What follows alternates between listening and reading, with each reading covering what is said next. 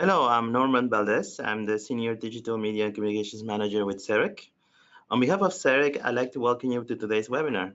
We're delighted to have Dr. Mildred Cahill with us to discuss her groundbreaking research on career development for young children and the essential role that parents play. We're proud to have supported this 3-year research project and the results the project has produced, including 2 free downloadable guides, one for parents and one for educators. As you'll hear today from Dr. Cahill, we also know her as Millie, parents and guardians are a child's first teachers. Indeed, they are the most influential person in the development of a young child. This webinar aims to give parents practical advice to help their children develop positive beliefs about themselves and enable them to imagine and achieve their aspirations. Before the presentation starts, I would like to take a few moments to introduce you to CERIC for anyone who might be unfamiliar with us. CERIC is a charitable organization that focuses on education and research in career counseling and career development in Canada. We fund research that advances knowledge in the field, like research you'll be hearing about today, and bringing you learning opportunities like this webinar is a key part of our mandate. CERIC has 3 main programs: the Connexus National Development Conference, held in Ottawa each January. We also have our contactpoint.ca website, which is a free online community and for career development professionals, and the Canadian Journal of Career Development, which is a free-to-access resource. You can learn about these and more work that CERIC does at CERIC.ca. Now for some housekeeping notes. If during today's webinar you have any questions, please enter them in the questions box you see on your screen. Millie will respond to them towards the end of the webinar. At the end of the webinar, we will email you the slides as well as the recording of today's webinar. We also encourage you to engage with us during the webinar using these popular Twitter hashtags you see on your screen.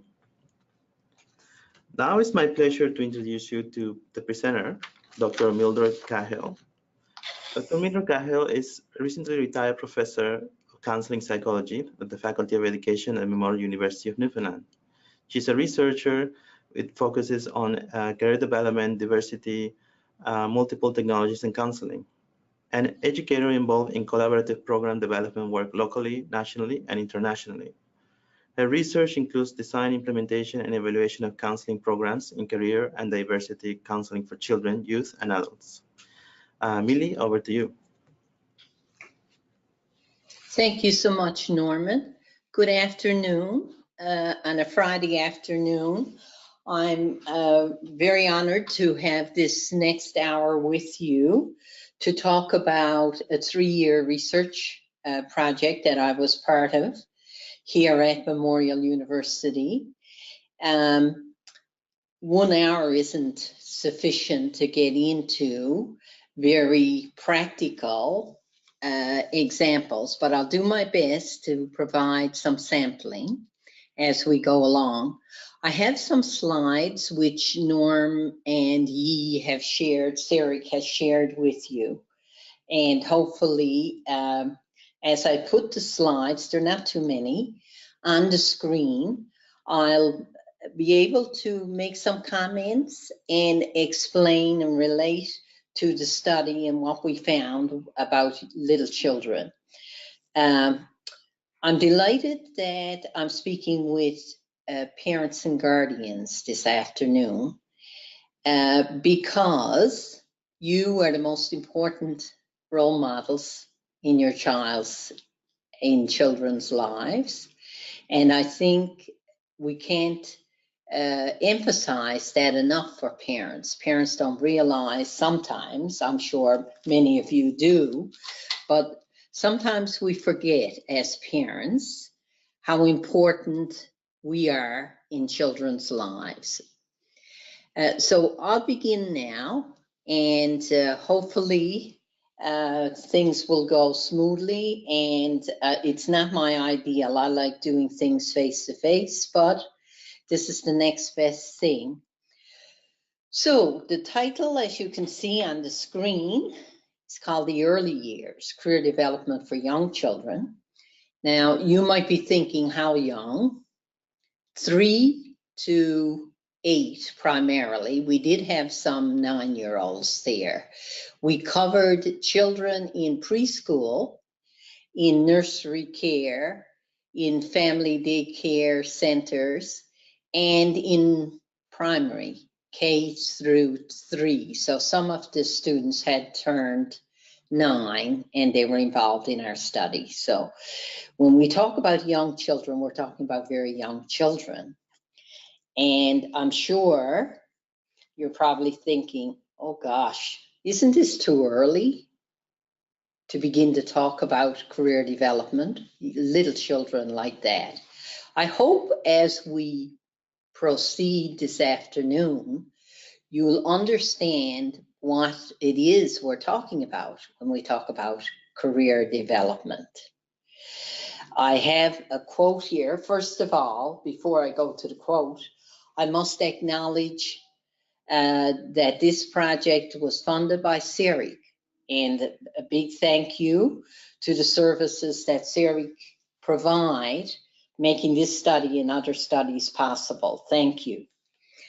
The quote says, "We need to provide children with opportunities to use their imagination. The possibilities are endless for their futures, and we need to allow them to imagine those possibilities."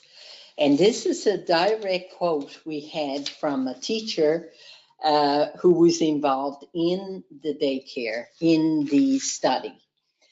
The study has booklets, so I don't feel so bad that we only have an hour this afternoon, because the booklets can be downloaded from CERIC's website. And Yi and Norm, who introduced the session, can lead you through how you can download these booklets. So if you go in, there's a guide for parents and guardians, and there's a little brochure as well, which summarizes some points, key points. So I would refer you to that, because the hour today is very superficial. Okay, so let me turn now and talk to you about what is career development for young children. Young children, now remember again, I'll repeat myself, we're talking about 3-year-olds through 8, 8.5, 9. You know, childhood is a fun, playful, carefree period in a child's life, and we should keep it that way. So I'm not talking about burdening little children in that age period about what they should do when they grow up to be adults. We're talking about young children in the here and now, in the present, where they are, a 3-year-old, a 4-year-old, a playful, and these words at the bottom of the screen here have a capture. This is not a total list. I'm sure if I turn to you, you could supply other words to describe what's happening in the little child's life. Child is playful. Now, I like, especially when we're talking to parents, or I'm talking to parents, I keep saying we, resilience. And there's a lot of emphasis in the larger world, in larger society, about resilience. How does a child very early in life start to begin to develop resilience? You know, resilience is the ability to bounce back, get back up on your feet.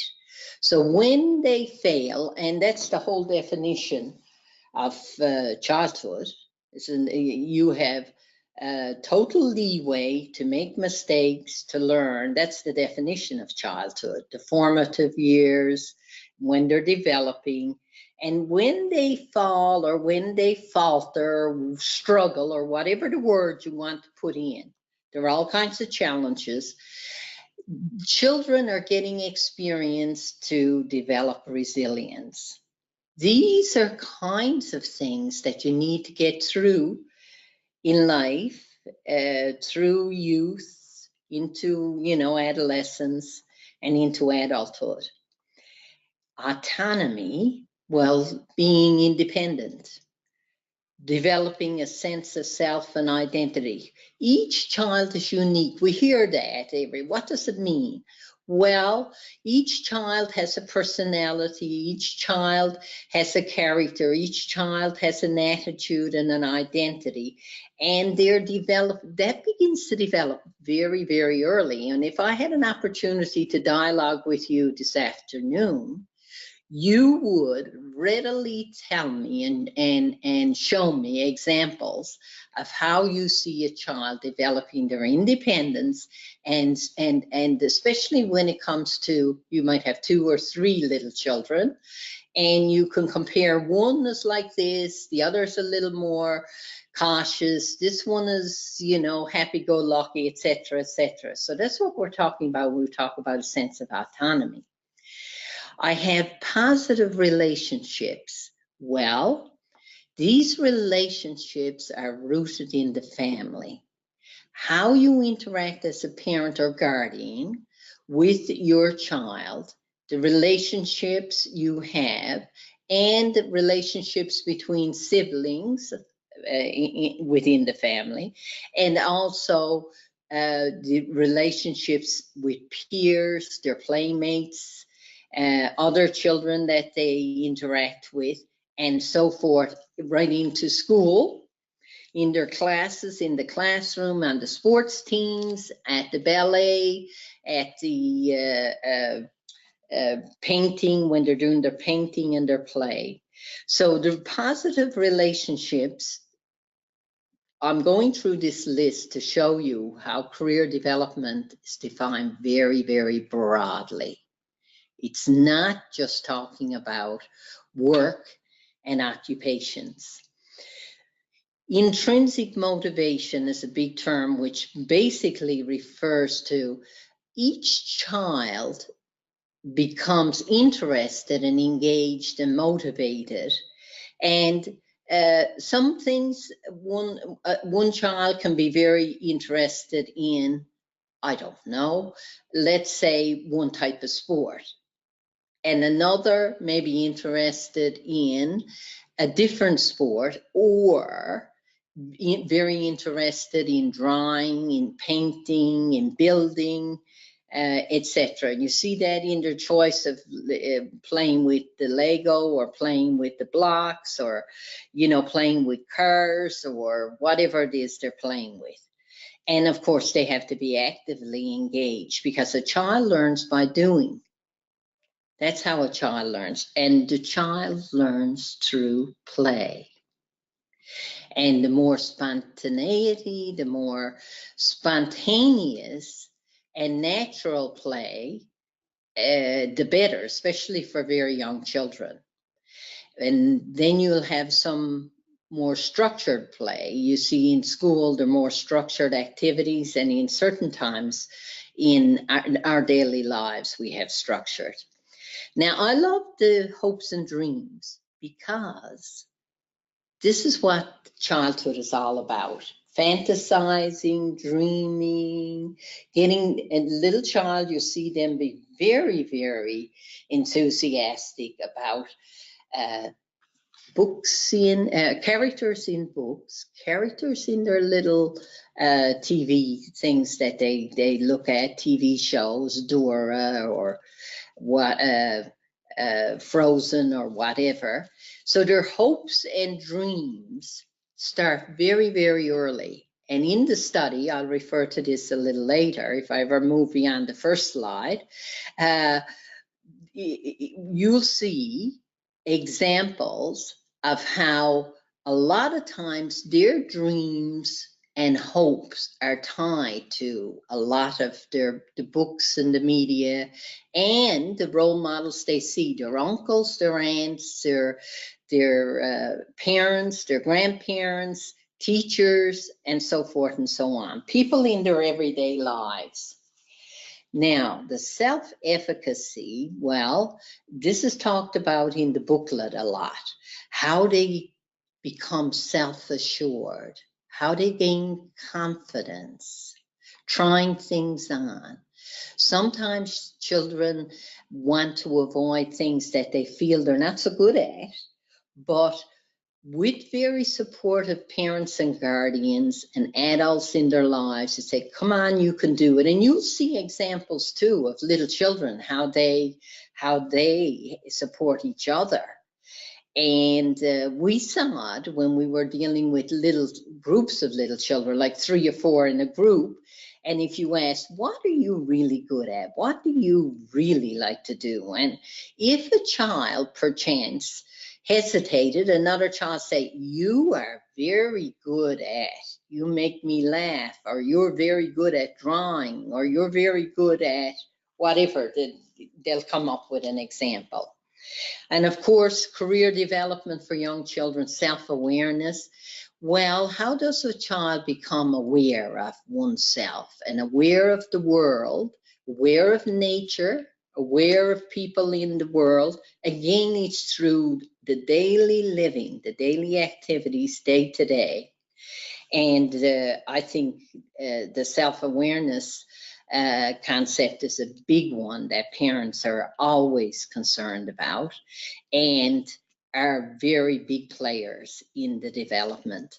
And of course, goes without saying, a child is very creative and a child is very curious. So just going back to the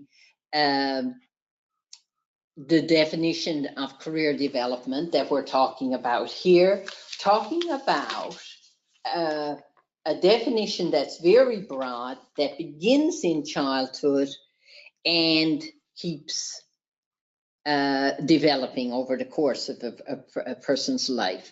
And I repeat again, parents/guardians are the most important players in that whole process. So we set out now to study. We set out in 2014 to look at young children's career development. And at first, we were interested in talking with young children, but we certainly, as we did the research, we realized you can't just talk to young children. You have to talk to the parents and the guardians, and you have to talk to the educators, teachers, and daycare workers and all of that. So that's what we did. Okay, and we have some objectives here, but I think I've gone over most of those when I was talking about career development. Certainly, we wanted to talk to as many young children as we could to find out if they knew about issues like self. Do they understand anything about themselves, about their interests, about their abilities, and their likes and their dislikes? And also, did they know anything about the notion of work and parents' work and work in the larger world? And do they have work? And what do they mean in their terms, in their words, in their actions? And of course, we talked to parents and educators. And what we did with parents, I won't belabor this, all of this is described in the booklet. Suffice to say that we had 1,194 parents answer our survey that we sent out. And we asked them all kinds of things like, is it too early to talk about career development? From 3 to 9. What would you like to happen around that? What do you think schools are doing? Are they doing a good job? What kinds of things would you like to see more of? We asked them, do you think children know anything about your work? Did you ever talk to them about your work?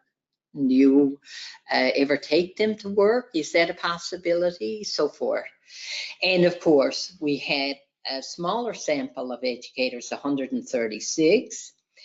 Then, now the big part of the study is down here in the lower part, which were focus groups. So what we did after we had the questionnaires, the paperwork in from the top. Then we reached out to parents and guardians, educators, but look at the sample of children. We had 436 little children in very small groups, like 3, 4. Sometimes we'd have 5 in a group, depending on the setup. And there was myself and my 2 very competent research assistants who were experienced counselors, teachers, special education teachers with years and years of experience with children, Sandra Taylor and Mary Kelsey. And their work was invaluable. They were involved from the start of the study to the finish. And Edith Fury and myself are the designers of the study. And I just want to acknowledge them. But back to the slide here. We have 41 parents, guardians, and 51 educators, but 436 children who took part in the study. In the sit down, talk at length kind of the qualitative part of the study. Now, with young children, you might say, how are you able to talk to young children about that? Well, we used play media. We used Play-Doh. We used drawing, painting, sand, puppets. We used toys when we had little children in. We were very fortunate and very appreciative of the daycares who were involved, and you'll see this as you go through, and the preschools. They gave us access to their playrooms and their play materials, and of course we had our own stash of materials that we brought in. Little children tell us stories, little narratives, we want to call it. And they tell you about my nan and my pop, my parents, what they do, my uncle. And children in school would tell stories and examples in their puppets and in their drawing. I have shared a lot of those stories and narratives, little mini stories, I suppose, from children, and some of the drawings in the booklet. So I'd encourage you to download those so that you can see more specifically what we're talking about. So while we can ask parents and educators, well, what do you think of this? What do you think young children know about work? What do you think of the fact that they are exposed to the media and they role model they take on different characters, and they talk about Minecraft, and they talk about the various other games and Lego and books and their favorite heroes and superheroes and sports figures. And parents readily shared this, and teachers, and they talked about what kinds of things exist in the curriculum. And it goes without saying, parents are doing a wonderful job, are very interested, parents and guardians, and very interested, as are the educators and teachers. Yes, many of them, and you can see the specifics, would say we need to do more. And we talked about the specific kinds of things that they could do more. But going to the parents, for instance, on this slide here, 77.7% believe that children should learn about the world of work at preschool and primary school. And 96.6% of the parents, guardians, believe that children should learn about workers in their community, in the larger community. I have some other quotes here, and I'm not going to read all of those out here because you have the slides. But I want to speak to the ideas that are here flashing on the screen. First of all, this whole notion of early intervention. You know, when we talk to parents, you ask parents, what do you want for your children? It's universal. They want their children to be happy, productive, best versions of themselves, and they want them to grow into productive citizens. I should finish that statement. And they want them to be able to grow to take care of themselves, become independent, and become contributing members of society. They want happiness, well-being is very important. And of course, it goes without saying, they want their children to get good schooling, good academics, writing, arithmetic, math, computer literacy. They want science, they want all the academics that you, but more than that, they want children to be able to dream of possibilities, to be able to be creative, innovative, and you know, as down at the bottom left of your screen, here's a quote. The earlier we talk about it, the better. The more children know about occupations, the earlier we can start learning skills, learn about themselves. Now, children, we might say, I'm not advocating that you teach them about all the occupations in the world, but this is happening and you're doing it. Schools are doing it. The media is doing it. Sometimes the media are showing very stereotypic roles, and that we have to caution both parents and educators to counteract the kind of bias and stereotypic notions that are coming across. But that's a whole topic in itself that is dealt with in the booklets. My point here is that children are learning about important helpers in the community, in the school, around the family, and about the importance of people cooperating and jumping in to get a task done, and the importance of healthy relationships. That all of this kind of thing that we're talking about in the broadened definition of really of education, of life, that career development is life development, learning to live in a society and to become self-aware and productive. So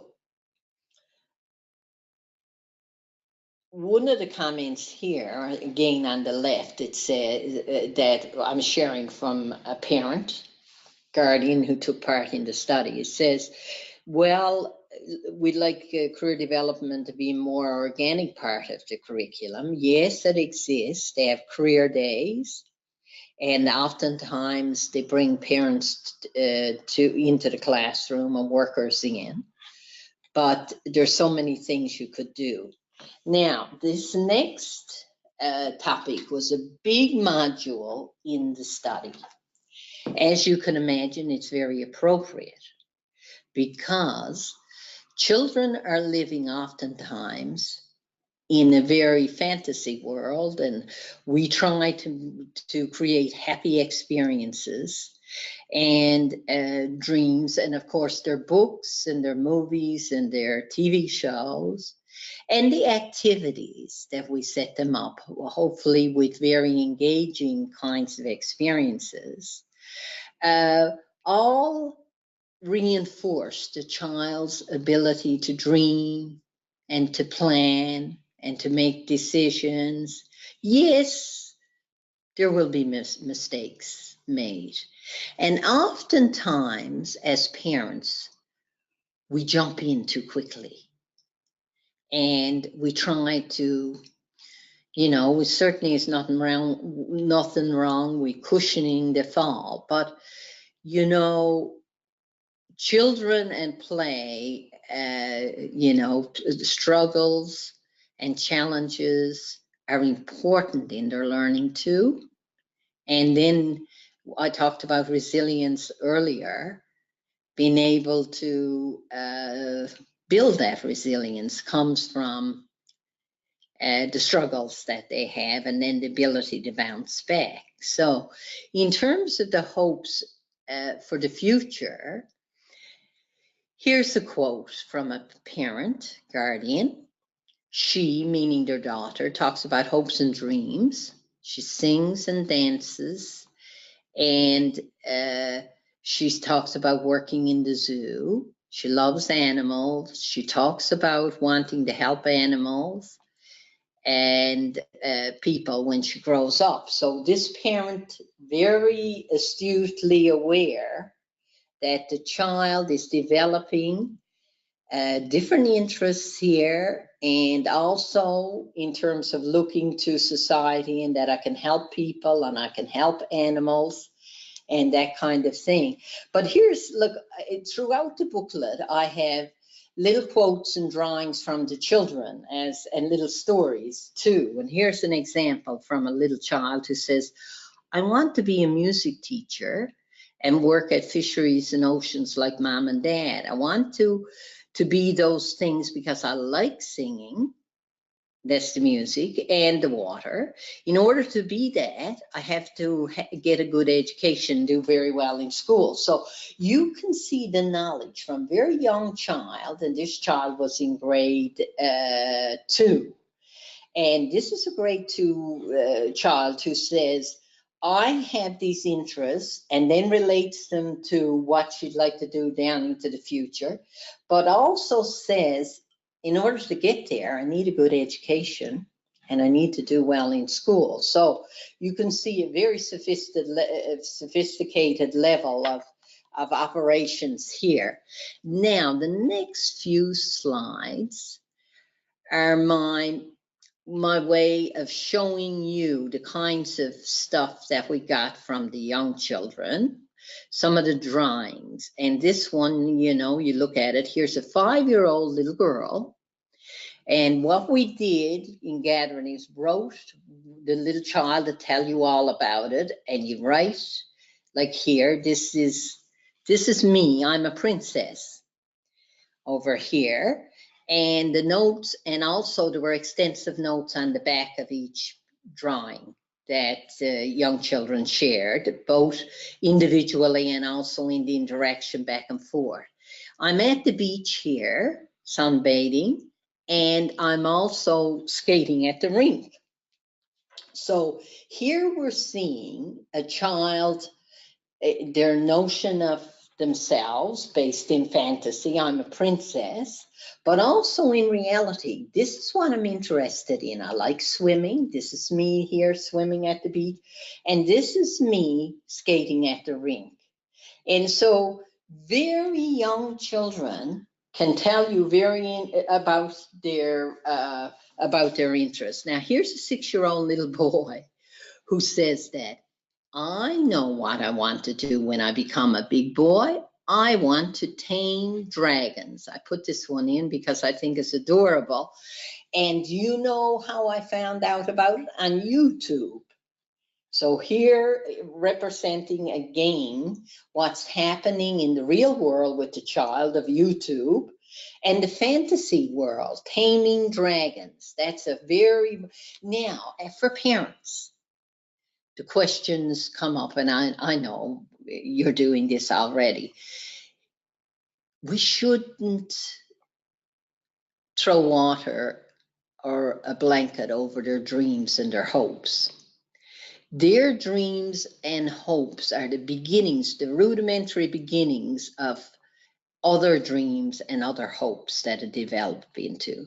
So for parents, you say, well, what should I do? It's interesting when we talked with the parents in the group, we had many discussions, like for instance, they'd say, I don't want to influence my child. I like my child to develop their own interest, or I had bad experiences in school, and school is not a good thing, not a good place for me. And I don't like going over to school. I like, you know, I just like the child to develop their own interests and move along. And there are all kinds of scenarios that were presented. And I'm sure you could tell me many, many, many more. My point is, you know, you're influencing your child whether you want to or not, whether you're aware of or not. I'm sure you want to. I don't mean to put it like that. But all the people in their world and all the reactions. A child is watching how you respond to stress and react to stress, and how can you not be your natural self.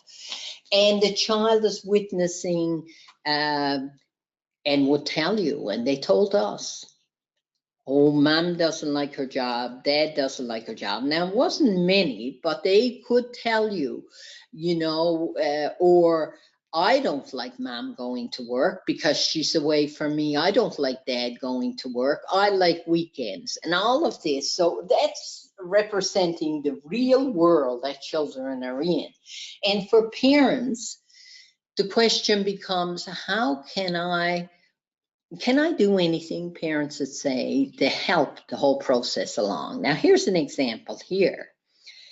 An 8-year-old young girl who talked about her dad had his own construction company, and mom works with them, works in the office.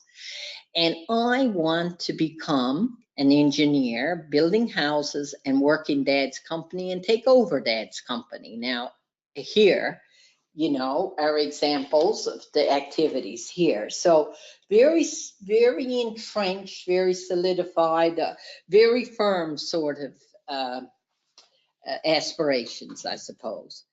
And the Stanley Cup was on. It was around this time when we were gathering the data.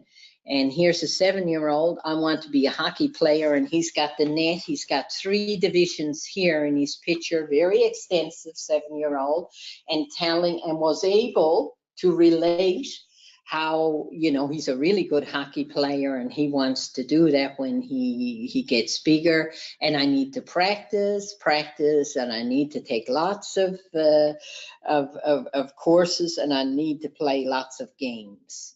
Okay.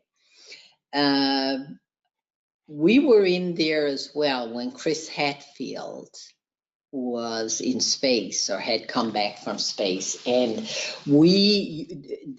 the examples, the numerous examples of wanting to be a scientist, wanted to be an astronaut, wanting to be a singer and an astronaut, and all the compositions. So pointing out to us what you already know as well, that what's happening in the larger world has an influence on what's happening in the media. Here's an 8-year-old little girl who had a dancer, a singer, and a dance teacher.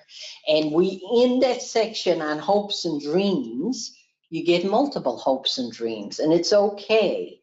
I should point out what indeed you already know.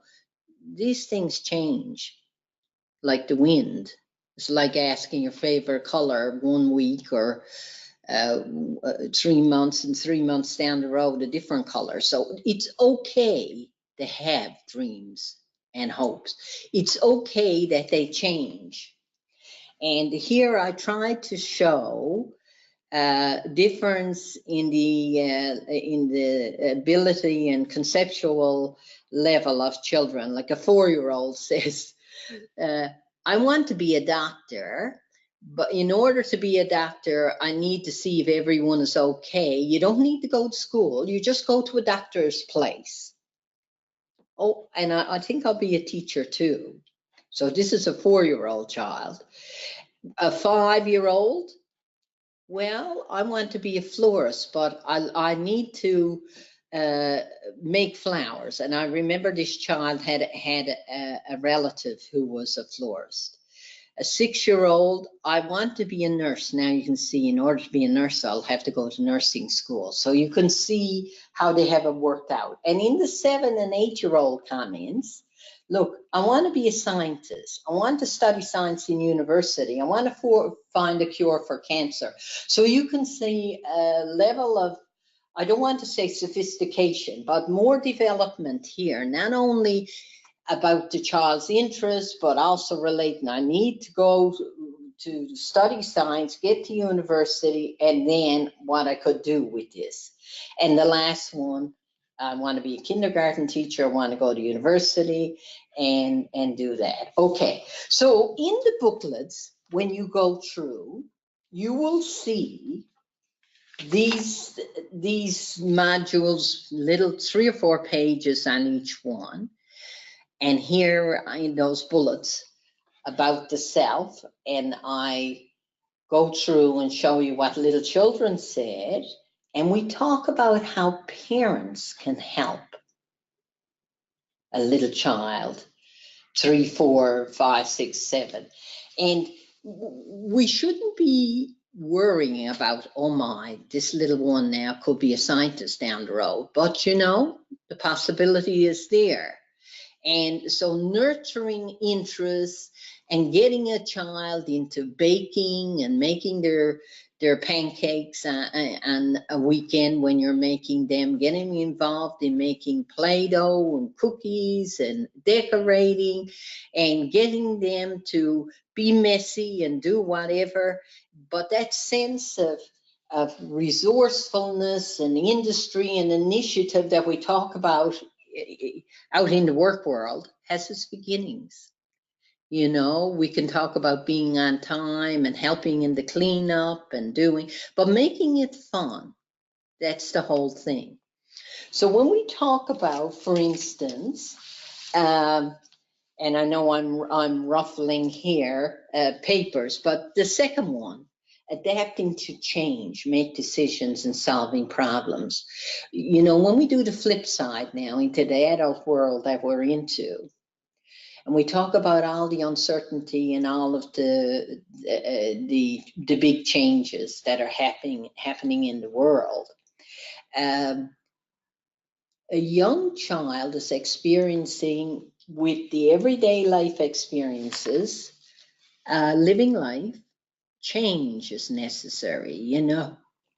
Pardon me, schedules change, things happen, sometimes you have to postpone planned activities, and how you react and how you handle these situations, you become role models for the child, but you can also help the child in your responses to how they deal with little setbacks or little failures. So that adapting to change is a very big one that has its beginnings very, very easy, very, very early in the child's life. Now, the construct of work and parents' work is very important. You can help your child explore the strengths and attitudes and skills.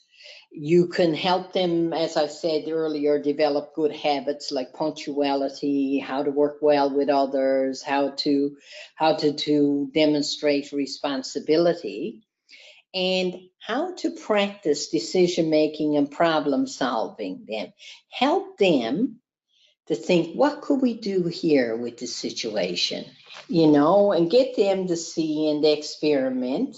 And of course, choosing their clothes and choosing their toys and choosing within reason now, you know, giving them options of what kind of cereal or what this or this for their snacks, and getting them involved in packing the snacks when they're going off to preschool and primary school.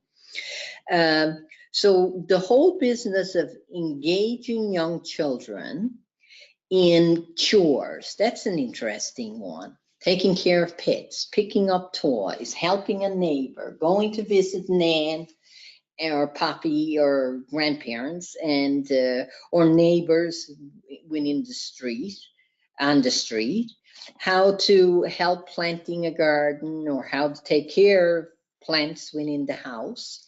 So the notion of developing interest, abilities, and the whole area of getting them to engage. Parents are primary role models and instrumental in that whole area.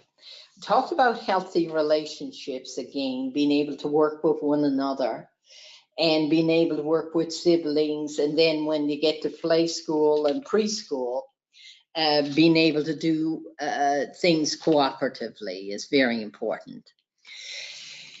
You know, these are big topics, and in the earlier slide, I said career development is life development. It's a process that starts at birth and continues throughout adult life. And these big topics here, when you talk about adaptability, resilience, developing empathy, and being innovative, hopes and dreams and aspirations, these are lifelong activities, processes, but when we really look up close, they start early. And how many of us as adults still retained the extracurricular, the special interests that we started in very early childhood and developed? So the whole notion, the importance of childhood is very significant here in the child's ability to become who they become. I think the booklets serve to show you the variety of mini stories and glimpses into parenting, into educating, and into the children's play lives. And there's little vignettes there for parents to think about and possibilities of how you could handle. There's also little quotes from the children themselves, from the parents and guardians, and from the educators. And of course, the exciting drawings that are represented.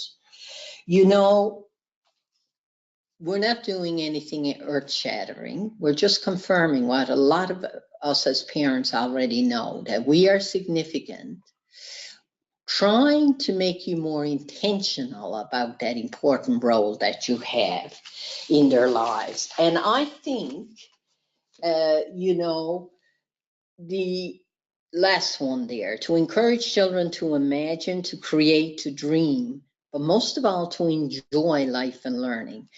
When, you know, they develop a sense of humor, they develop their own personalities, they develop a sense of well-being.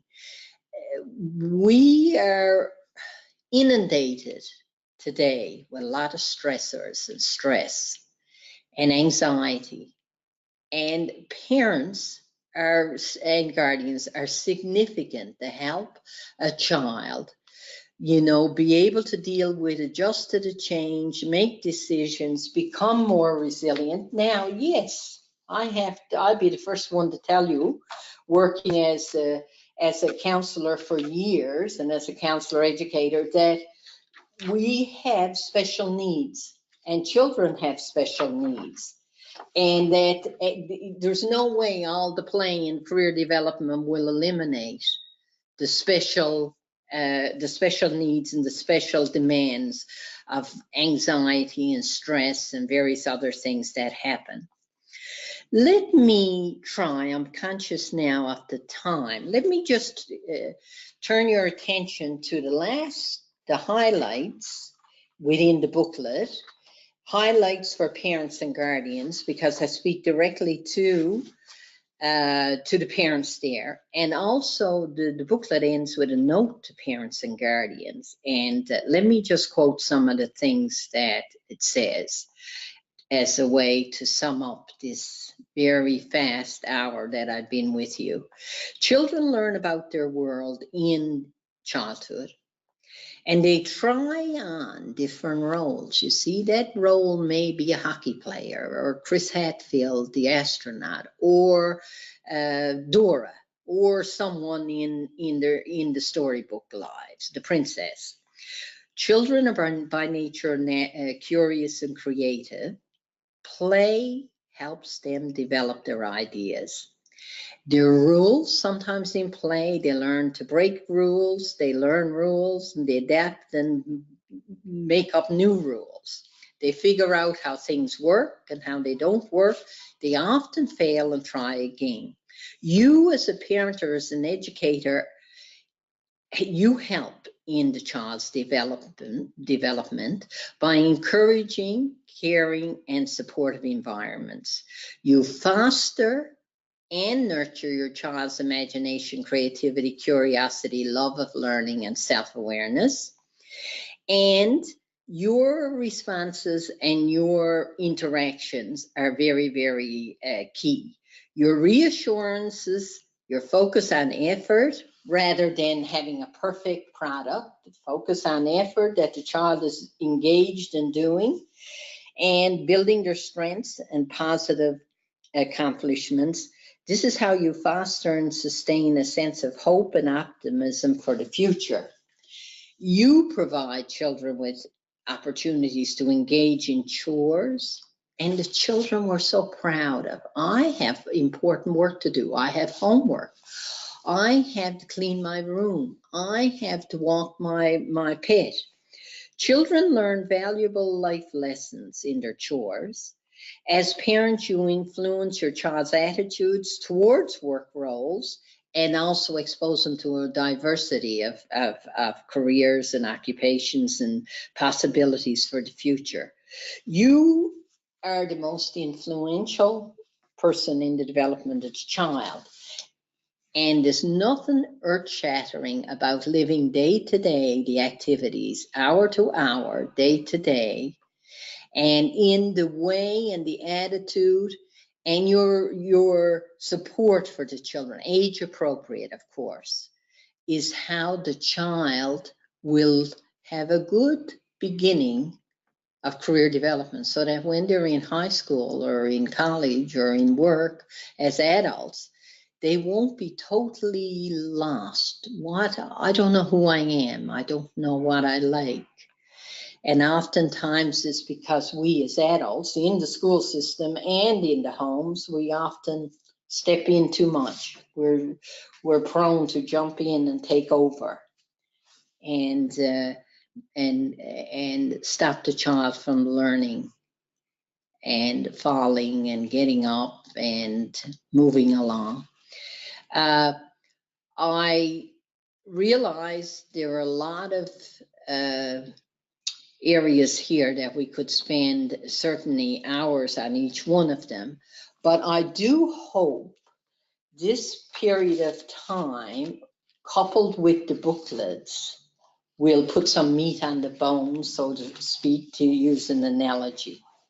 I'll stop there, Norman, and turn it over to you. Okay, we do have a question. Do you recommend that parents encourage their children to pursue their own interests or to encourage them to broaden their exploration? I'd say both.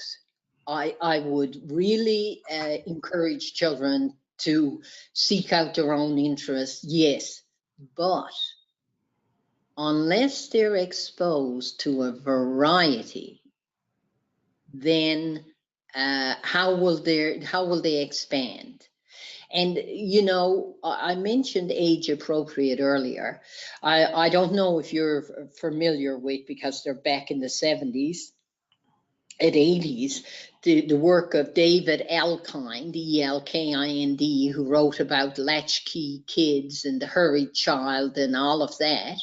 And there's quite a body of literature out there which says that parents are trying to rush children through childhood, and they're stealing them and stealing the children of childhood. Now, there is a happy medium between exposing children to a variety and killing them with, you know, it is true that sometimes as parents we overschedule children. We have them doing everything, and there's societies and all kinds of thinking on this. But for me personally, after working with children, working in the area of career development, I think you need to do both. All right, we don't seem to have any more questions. So at that, I'd like to thank you, Millie. As a proud uncle of 2-year-old and 6-year-old, I think it's very valuable that we start thinking about career development at such early age. I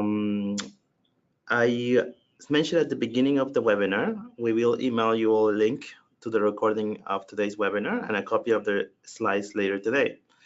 You can also download the free copies of the Career Development for Young Children's guides, both for parents and educators, which are available at ceric.ca/publications. You will also notice on your screen that we have put a few webinars, recent webinars, for which you can download video recordings and you can access, and that may be interest of you. At the end of the webinar, you will see on your screen prompted a form, just a short survey. And so we ask you to please take a few minutes to fill them out, and we greatly appreciate your valuable feedback. With that, let me close by thanking you, the participants, for joining us on this webinar, and we hope to see you at another learning opportunity very soon.